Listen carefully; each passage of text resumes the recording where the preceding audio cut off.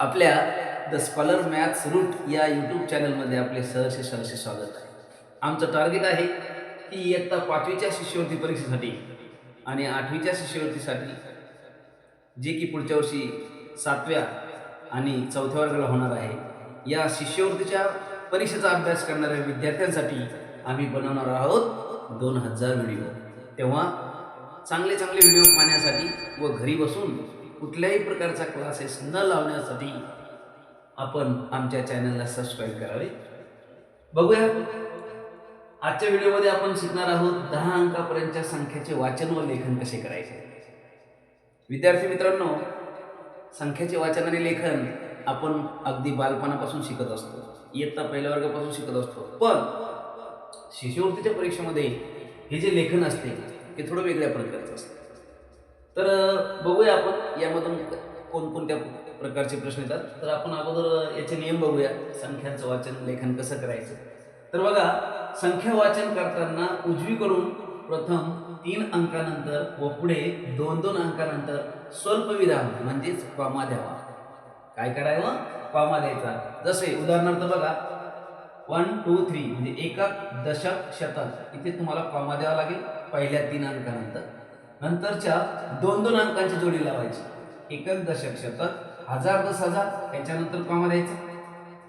त्यानंतर लक्ष दशलक्ष कॉमा, कोटी दशकोटी कॉमा, अब्ज. जर आणखी एक अंक असतात तर मग दशअब्ज असतात.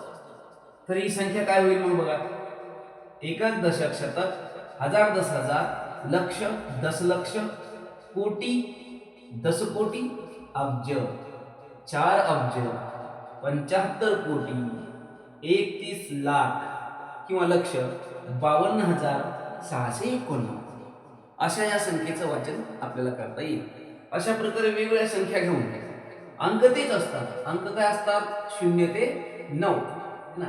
हेच अंक मागे पुढे येऊन त्यांचे स्थान बदलतात आणि त्यानुसार आपल्याला संख्यांचं वाचन करावं लागते. बघूया आपण आता संख्या वाचन करताना आपल्याला एक दशक, शतक, हजार, दशहजार, लक्ष, दशलक्ष, कोटी, दशकोटी, अब्ज, दशअब्ज यांचा वापर करावा लागतो.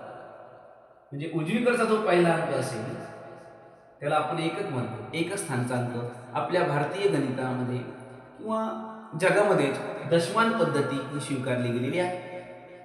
प्रत्येक अंकाची स्थानिक किंमत वेगळी असून अंक जरी दिसायला सारखा असला तर पुढे आपण अंकांची स्थानिक किंमत या व्हिडिओमध्ये ते पाहणारच आहोत. सध्या आपणास ही संख्या कशी वाचायची, कशी लिहायची ते आपण पाहणार आहोत. आता बघूया आपण, समजा हेच उदाहरण घेऊ आपण. बघा, एकक दशक शतक, हजार दशहजार, लक्ष दशलक्ष, कोटी दशकोटी, अब्ज. किती अब्ज?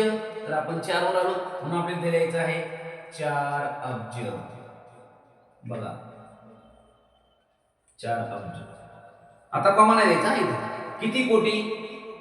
तर 75 कोटी. 75 कोटी. किती लक्ष? तर 31 लक्ष.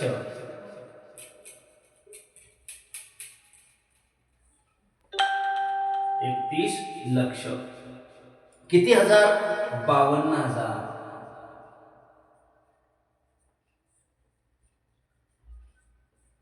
किती शे? 600.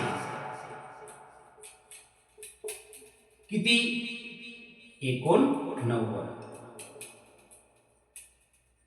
अशा प्रकारे आपणास वेगवेगळ्या प्रकारच्या संख्यांचे वाचन आणि लेखन करता आले पाहिजे. व्हिडिओ आवडल्यास जरूर लाईक करा, शेअर केल्यास आपल्या मित्रांना त्याचा फायदा होईल. आणि हो, आमच्या व्हॉट्सअप चॅनलला सुद्धा अवश्य भेट द्या.